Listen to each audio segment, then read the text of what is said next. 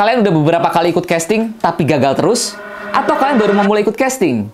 Kalian wajib dengar monolog Rizky Breeze kali ini, karena gue akan kasih 7 tips ampuh kalian bisa lolos casting.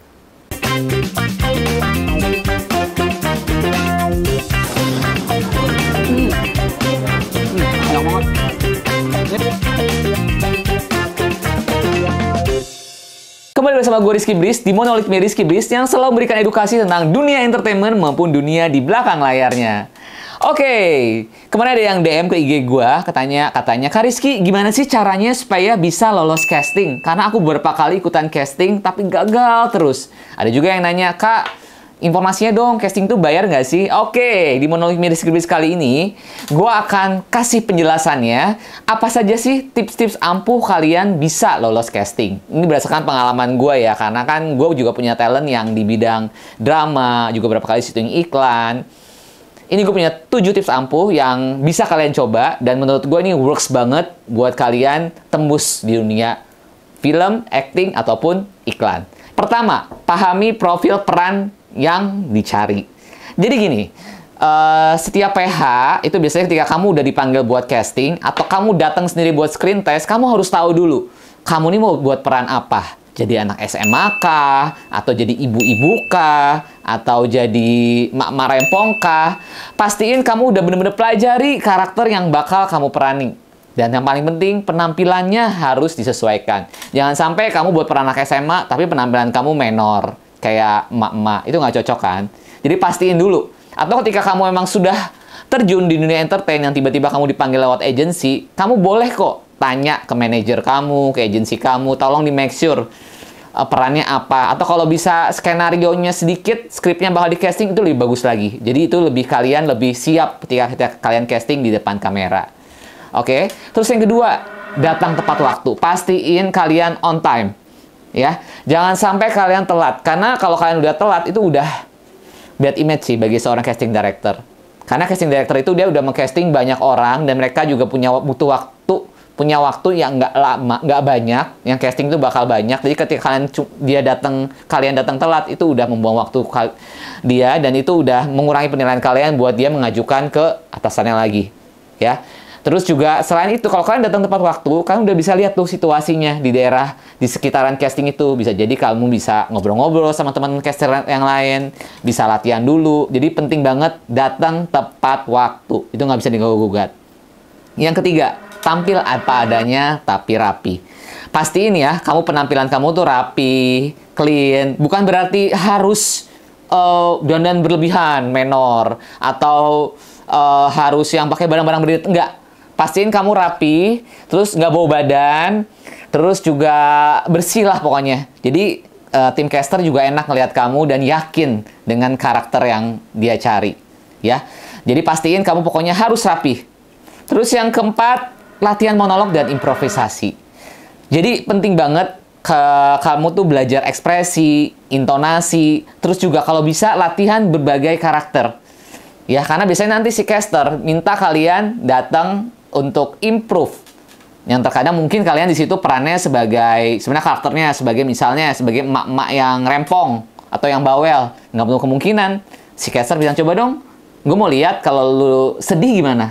Kalau nangis kira-kira gimana. Itu sering banget terjadi. Caster-caster pengen tahu karakter kamu dengan karakter yang berbeda terlepas dari si peran yang di casting. Karena apa? Karena nggak menutup kemungkinan kalau misalnya ternyata kok kayaknya lebih cocok jadi orang-orang yang sedih ya ketimbang peran si tante-tante rempong. Akhirnya kayaknya cocok nih buat karakter si sedih ini, kamu yang akan dipilih. Atau perlu banget si caster itu improve kamu. Nanti ketika kamu syuting di lapangan, biasanya sutradara itu suka minta berubah loh, nggak sesuai dengan skenario. Jadi tiba-tiba di saat itu, ayo kamu habis itu kamu marah. Yang padahal di situ perannya nggak harus marah ya. Jadi kita di caster itu tujuannya kamu harus bisa improve itu supaya dia yakin ketika kamu nanti syuting, kamu benar-benar udah siap ketika si sutradara minta kamu improve. Karena kalau misalnya sampai nanti tiba-tiba pas di lapangan ternyata kok jelek sih perannya si caster ini, gimana sih milih orangnya seperti ini, sutradara pasti akan nyalain si casting director. Oke ya. Terus berikutnya, tunjukkan keunikanmu. Kalian harus tahu kalau misalnya si caster itu dia udah casting banyak orang. Ratusan orang mungkin bisa jadi untuk satu peran. Jadi kalau kamu nggak ada keunikannya, ya jadi buat apa dia milih kamu? Keunikan itu bisa macam-macam ya, bisa jadi cara ngomong kamu, atau gaya bicara kamu, atau mungkin senyum kamu. Yang penting pokoknya harus jadi diri kamu sendiri, tapi yang beda. Apa unique selling kamu? Kenapa castir harus memilih kamu buat peran ini? Itu kamu harus benar-benar perhatikan. Kamu harus yakini diri kamu sendiri apa kelebihan kamu dibanding pemain yang lain, dibanding orang yang di casting yang lain. Oke. Yang berikutnya, percaya diri, tapi jangan sombong. Pede wajib, penting banget, tapi please jangan sombong, jangan angkuh. Karena apa? Ketika kamu datang-datang juga udah dengan gaya yang planta-plente, yang songong, pasti si castir juga, malas gue rekomendasi ini ke sutradara. Karena apa? Nanti di lapangan pas saat syuting pasti ribet deh. Nanti nyusahin deh. Nanti akhirnya susah diarahin deh. Nanti datang syuting telat terus deh. Nanti dia song artis deh. Itu. Ya. Jadi percaya diri penting, tapi hindari sombong. Oke, terus nih yang paling penting yang terakhir ya, anggap casting itu sebagai kamu terus berlatih. Jadi jangan terlalu ngoyo ketika kamu casting. Aduh, gue harus dapet nih peran ini. Pokoknya nih peran ini gue banget, gue harus dapet. Jangan. Jadi kamu tampil yang apa adanya, tampil sesuai karakter, maksimalin potensi yang kamu punya. Tadi 6 yang tadi yang di atas yang udah gue jabarin, coba lakukan. Kalau kamu seandainya nggak dapet di karakter ini, selama kamu memang udah lakukan do the best, nggak kemungkinan loh si orang casting director itu akan menyimpan data kamu. Bisa jadi kamu dipakai buat project film berikutnya, atau sinetron berikutnya, atau iklan yang lain yang memang cocok dengan karakter kamu. Jadi jangan berkecil hati, jangan pernah berkecil hati kalau misalnya gue harus dapat peran ini, jangan.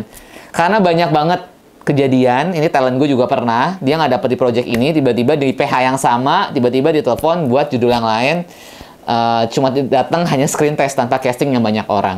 Karena menurut dia kayaknya ini cocok banget buat karakter talent lu nih, Ki. Oke.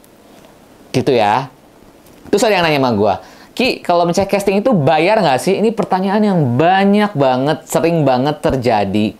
Ya, gue tekanin sekali lagi, casting itu nggak ada yang bayar. Nggak ada casting itu yang bayar. Mau itu casting iklan, mau itu casting film, sinetron, nggak ada yang bayar. Semuanya free.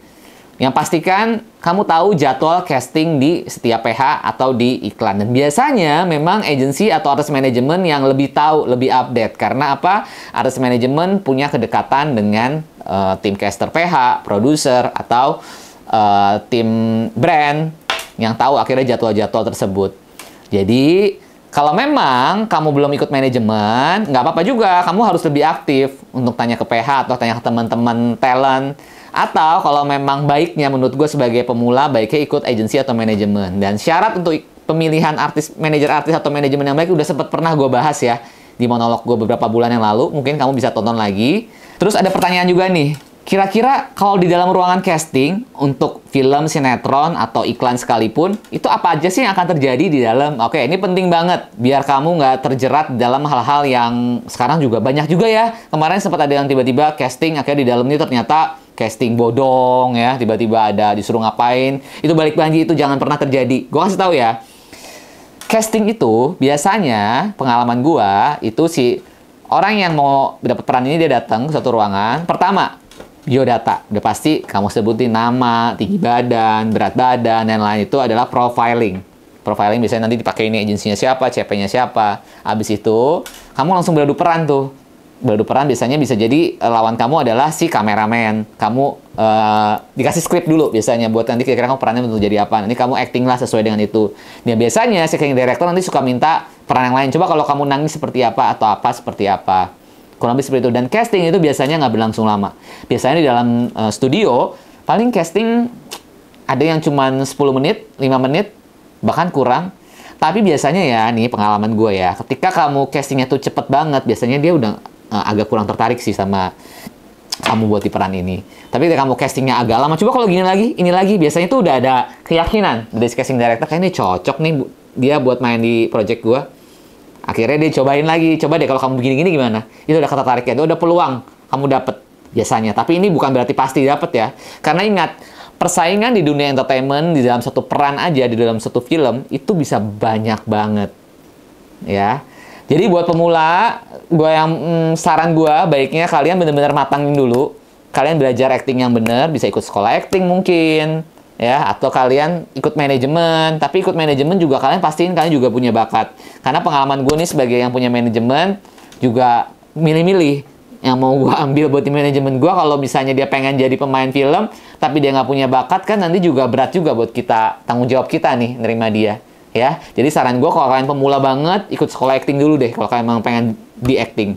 Oke, kira-kira itu ya. Dan kalian kira-kira mau pembahasan apa lagi nih yang mau gue bahas di Monolog Rizky Bliss kali ini? Kalian coba komen. Jangan lupa juga, kalian juga bisa dengerin konten-konten gue di Spotify gue, Bliss Entertainment. Dan yang pastinya, konten gue ini tayang di semua penerbangannya Batik Air, Lion Air, cuma di aplikasi Tripper pastinya. Thank you so much. Bye-bye.